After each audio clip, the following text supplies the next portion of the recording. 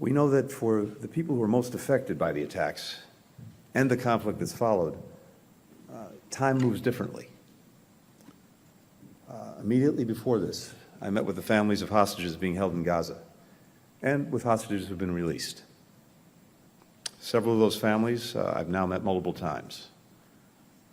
For them, every day, every hour, every minute that they're separated from their loved ones is an eternity.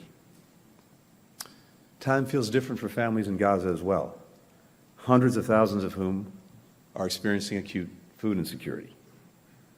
For the mother or father trying to find something to feed a hungry child, the passage of another day without food is excruciating. Time also feels different for Israelis and Palestinians whose innocent loved ones have been killed. For them, time often falls into before and after. The after filled with a loss that most of us will never know and cannot fully imagine. And those are just a few examples of how heavy these 95 days have felt and continue to feel for the people most affected by this conflict. This immense human toll is one of the many reasons that we continue to stand with Israel in ensuring that October 7th can never happen again. It's also why we're intensely focused on bringing the remaining hostages home, addressing the humanitarian crisis, and strengthening protection for civilians in Gaza, and preventing the conflict from spreading.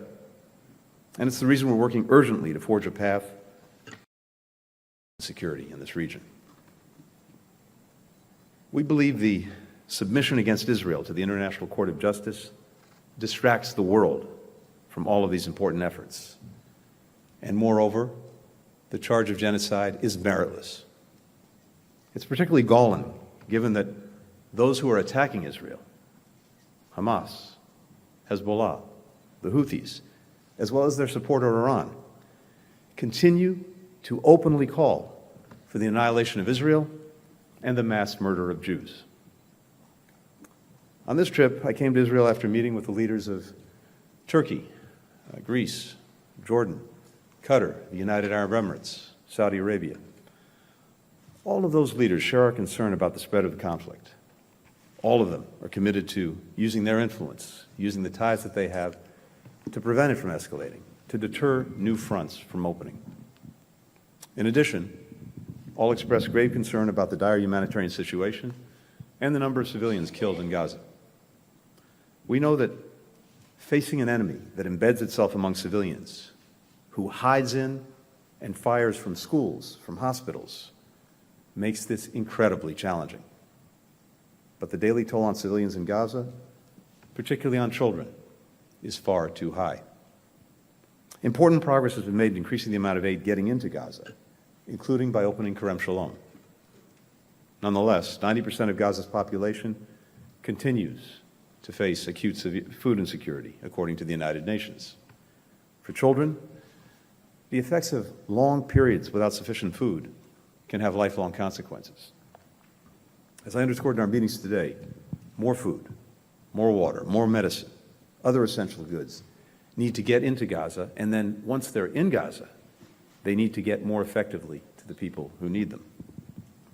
And Israel needs to do everything it can to remove any obstacles from crossings to other parts of Gaza, improving deconfliction procedures to ensure that the aid can move safely and securely is a critical part of that. The United Nations is playing an indispensable role in addressing the immense humanitarian needs in Gaza. There is simply no alternative. UN personnel and other aid workers in Gaza are demonstrating extraordinary courage by continuing to provide life-saving services in what are extremely challenging conditions. I spoke last night with the UN's new senior humanitarian and reconstruction coordinator for Gaza, Sigrid Kaag, about all of these efforts that are underway. Now, Sigrid Kaag is someone I worked very closely with a few years ago when she led the UN mission that destroyed the Assad regime's chemical weapons in Syria. So I can say from experience, she has what it takes to get this job done. She has America's full support. She must have Israel's as well. Today, we also discussed the phased transition of Israel's military campaign in Gaza. We continue to offer our best advice for how Israel can achieve its essential goal of ensuring that October 7th can never be repeated. And we believe Israel has achieved significant progress toward this fundamental objective. As Israel's campaign moves to a lower intensity phase in northern Gaza, and as the IDF scales down its forces there, we agreed today on a plan for the UN to carry out an assessment mission. It will determine what needs to be done to allow displaced Palestinians to return safely to homes in the north. Now, this is not going to happen overnight. There are serious security, infrastructure, and humanitarian challenges. But the mission will start a process that evaluates these obstacles and how they can be overcome. In today's meetings, I was also crystal clear. Palestinian civilians must be able to return home as soon as conditions allow. They must not be pressed to leave Gaza. As I told the Prime Minister, the United States unequivocally rejects any proposals advocating for the resettlement of Palestinians outside of Gaza. And the Prime Minister reaffirmed to me today that this is not the policy of Israel's government. We also spoke about the tensions on Israel's northern border with Lebanon, where Hezbollah continues to launch daily rocket attacks on Israel. As I told the War Cabinet and other senior officials, the United States stands with Israel in ensuring its northern border is secure. We're fully committed to working with Israel to find a diplomatic solution that avoids escalation and allows families to return to their homes, to live securely in northern Israel and also in southern Lebanon. Finally, we continue to discuss how to build a more durable peace and security for Israel within the region.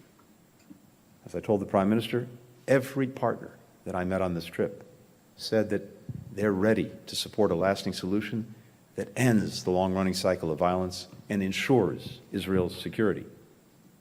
But they underscored that this can only come through a regional approach that includes a pathway to a Palestinian state. These goals are attainable, but only if they're pursued together. This crisis has clarified you can't have one without the other, and you can't achieve either goal without an integrated regional approach. To make this possible, Israel must be a partner to Palestinian leaders who are willing to lead their people in living side by side in peace with Israel as neighbors. And Israel must stop taking steps that undercut Palestinians' ability to govern themselves effectively. Extremist settler violence carried out with impunity, settlement expansion, demolitions, evictions, all make it harder, not easier, for Israel to achieve lasting peace and security. The Palestinian Authority also has a responsibility to reform itself, to improve its governance, issues I plan to raise with President Abbas, among others, when we meet tomorrow. If Israel wants its Arab neighbors to make the tough decisions necessary to help ensure its lasting security, Israeli leaders will have to make hard decisions themselves. When President Biden addressed the people of Israel days after the October 7th attack, he made a very simple pledge. The United States has Israel's back today, tomorrow, always. The friendship between our nations is truly exceptional.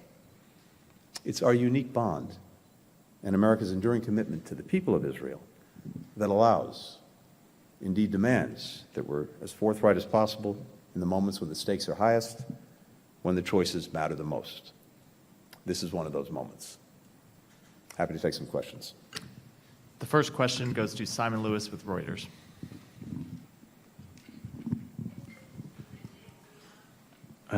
Thank you.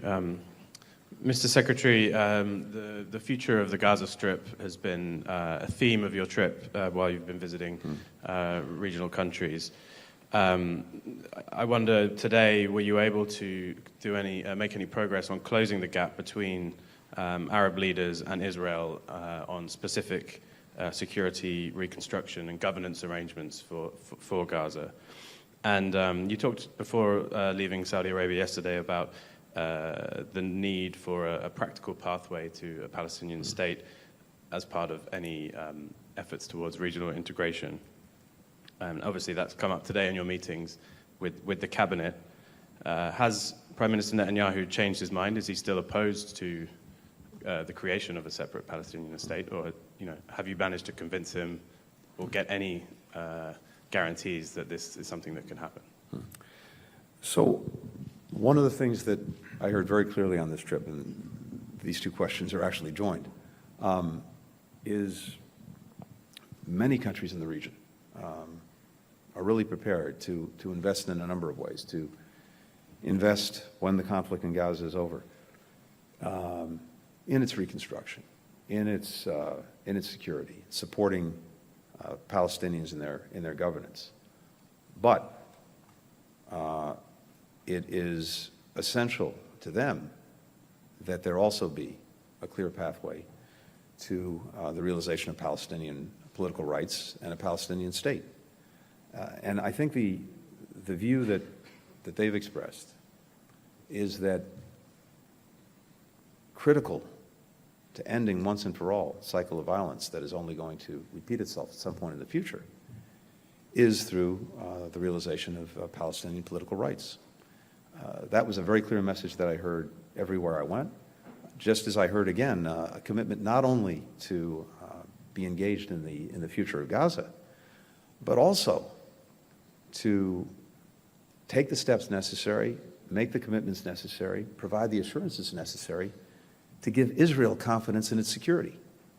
And that's something that's new in recent years and very powerful, which is the willingness, the commitment of many neighboring countries, not only to live with Israel in peace, but also genuinely to have a region that's more integrated, in which everyone can feel secure, including Israel.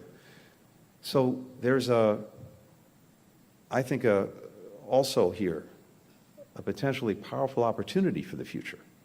Now, very difficult to get there, hard to get there, hard decisions, hard choices need to be made in order to get there. But you can see that possibility.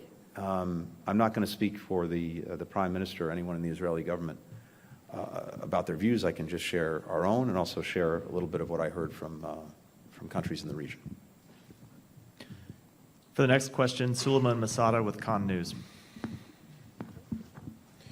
Thank you, Mr. Secretary, for taking the questions. I'll do it very fast. The Israeli government is still refusing to transfer the PA's money, and the Minister of Finance, Smotrich, said yesterday there are 2 million Nazis in Gaza, and I won't give money to Nazis just like the U.S. won't give money to Al-Qaeda. I would like to have your comment on that. And the second question is, the cabinet said, the war cabinet said that they are refusing to let Gazans go back to North Gaza for now. Is that something that you agreed on with your Israeli counterparts? Yeah. Thank you very much. So first, with regard to the Palestinian Authority revenues, these are their revenues. They should have them. They should have them in order to be able to make sure that they can pay their people who are providing essential services, including doing essential work in the West Bank, the Palestinian Authority security forces, who are playing a very important role in trying to keep peace, security, stability in the West Bank, something that's profoundly in Israel's interest. So we believe that those revenues should be released to them. Again, their revenues and being used to do something that's important to Israel. And when it comes to the future governance of Gaza, when the conflict is over, of course, people need to be paid. They need to be able to do the work necessary to administer Gaza, to do the other things that will be critical once the conflict ends. In terms of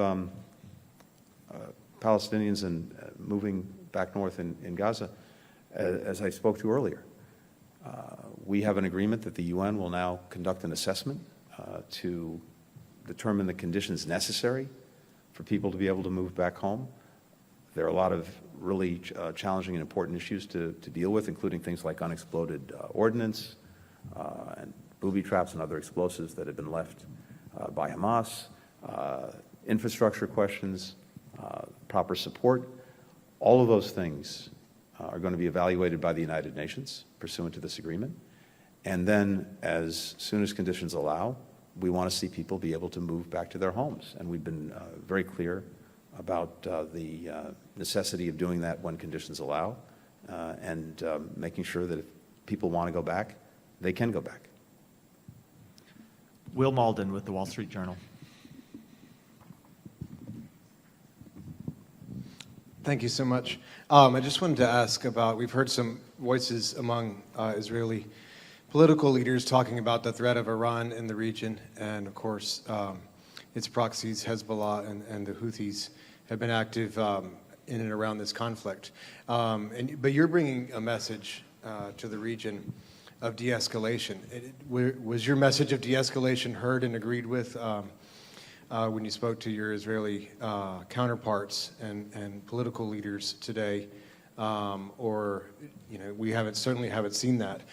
In the last few days, there have been strikes on Hezbollah that would appear to be an escalation. Do you support that? And is the U.S. and its partners, are they prepared to take a strike against the Houthis because of their continued action in and around the Red Sea? Thank you. Thanks, Will. One thing that we've heard clearly, every place we've gone, including in Israel, is that escalation is in no one's interest. No one's seeking it. No one wants to see other fronts opened in this conflict. And more than that, as I've already shared, we have countries around the region that are using their relationships, using their influence to try to make sure that that doesn't happen. We had extensive discussions about that today, as we had on other days of this trip. And here we focused particularly on the situation in northern Israel. And it's very clear to me from these conversations a few things. First, we strongly support the proposition that Israelis need to know security so that they can return to their homes in northern Israel. 80,000 or so Israelis have been forced from their homes because of insecurity coming from southern Lebanon, the rocket attacks, other threats posed by Hezbollah. Equally, we believe, and the government of Israel believes, that a diplomatic path is the best way to achieve that security. And that's exactly what we'll continue to pursue. That's what the government said today, and that's what we're focused on. More broadly, we have, you're right, a number of actions being taken by the Houthis, by other Iranian proxies in Iraq, in Syria, that threaten stability and threaten the potential for conflict. And we're determined, again, that we not see escalation, that we don't have the conflict spread, and we've made that very clear. But of course, if our personnel, if our forces are threatened or attacked, we'll take appropriate steps. We'll respond. We'll protect them. We've demonstrated that in the recent past, and we will again if we have to. We talked already about the threat that the Houthis are posing. That's a threat not to us, just to us or to Israel. It's a threat to the entire international community because they've been attacking shipping through the Red Sea that's vital to providing, it provides about 15% of global commerce every day. These attacks have had very, very negative effects for countries around the world in terms of forcing ships to route around the Red Sea, take longer routes, more expensive, more time, insurance rates goes up, prices for food, for medicine, for energy, for whatever's being shipped are going up. And more broadly, it's a threat to the principle of freedom of navigation that every country has a stake in.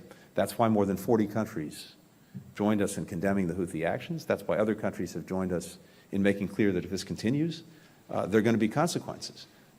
But no one was looking to create a conflict or to escalate a conflict. On the contrary, we're seeking to prevent that from happening. But we also have to uphold basic principles of international law, including freedom of navigation, and we have to make sure that our own personnel, when they're under threat, are being protected. You said there are going to be consequences. Does that mean there has been a decision by the U.S. or its partners to take action? Look, I'm not going to speculate on what will happen in the future. We just want to make clear that if these actions by the Houthis continues, there'll be consequences. I'm not going to say anything beyond that. For the final question, Waleed Al-Amari with Al Jazeera. Thank you, Walid Al-Omari, Al Jazeera Bureau Chief in Jerusalem. First, let me, Mr. Secretary of State Blinken, thank you for expressing your deep sadness about the tragedy of our dear colleague, Al Jazeera reporter in Gaza, Wael Dahdoux. Wael has lost his wife and 3 sons and his grandchildren in an Israeli bombardment of the house where they were fled from the center of Gaza City and displaced to the southern Gaza Strip on 25th of October. 2 days ago or 3 days ago, he lost his eldest son, Hamza, who was a journalist in Al Jazeera media network and was killed in an Israeli airstrike that hit a civilian car in Rafah. 110 Palestinian journalists were killed so far by Israeli army in Gaza during the war. More than 20,000 civilians were killed and tens of thousands were injured and hundreds of thousands were displaced from their homes that no longer exist. The situation of the Israeli citizens is also difficult. Tens of thousands were displaced from the Gaza envelope and the borderline with Lebanon, and hundreds of civilians were killed in the Hamas attack on the 7th of October. And there are many prisoners and hostages from both sides, as you know. My question, why do you, as a superpower and as leading force in the international community, not oblige the parties, and especially the Israeli government, to cease fire in Gaza and respect the United Nations resolutions and dedicated the peaceful solution instead of both sides continuing wash blood by more blood? My second question is related to the matter of normalization. Is the USA really busy with the matter, and do you think, Mr. Blinken, that the option exists, or is it just an attempt to escape from the solution of the Palestinian question and tempting Netanyahu, Prime Minister of Israel, to agree with the American position in order to change his extreme government? And what's about the rule of the 4 Arab nations or countries, as you mentioned before, in Gaza? It's just to contribute for the reconstruction, or they have political rule there? Good. Thank you. Thank you. Let me just say again at the outset, the losses that your colleague suffered are unimaginable. And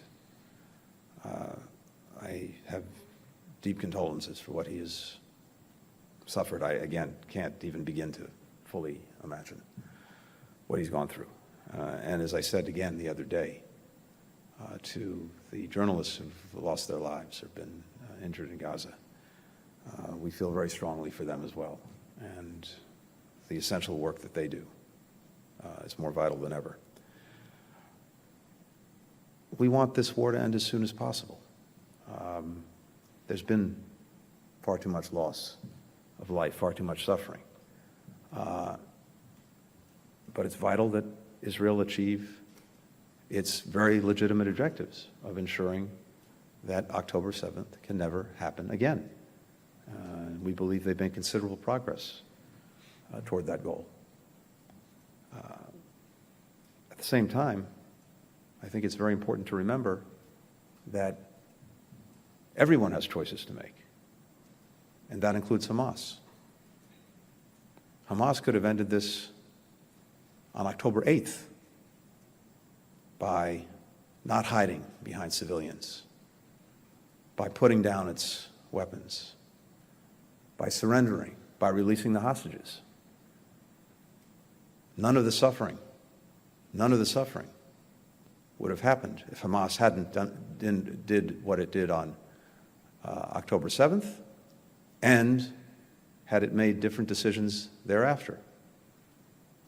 So it's very important to keep that in perspective. And again, this could end tomorrow if Hamas makes those decisions. We we will continue, as we've done, to give the Israelis our best advice about conducting this war in a manner that achieves the objective of making sure that October 7th can't be repeated, does better by protecting civilians, and making sure that people get the assistance that they need. With regard to normalization, there is, I think, a clear interest in pursuing that. Integration of the region is something that virtually all of the countries that I visited on this trip want to advance, want to pursue. Some of them have already taken vital steps to do that. Others, I think, are interested in doing the same. But it's equally clear that that's not in substitute for or at the expense of a political horizon for the Palestinians and ultimately a Palestinian state. On the contrary, that piece has to be a part of any integration efforts, any normalization efforts. That was also very clear in my conversations during the course of this trip, including in Saudi Arabia. Thank you.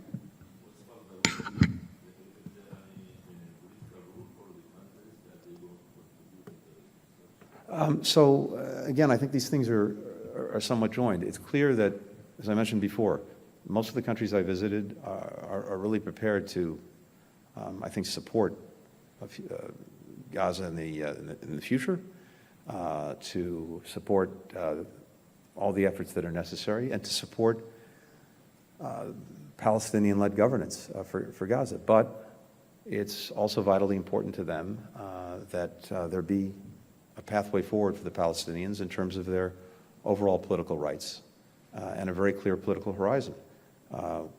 We and they support Palestinian governance that's joined of Gaza and the West Bank, and a pathway to a state. That's, again, very clear from everyone I talked to in the region.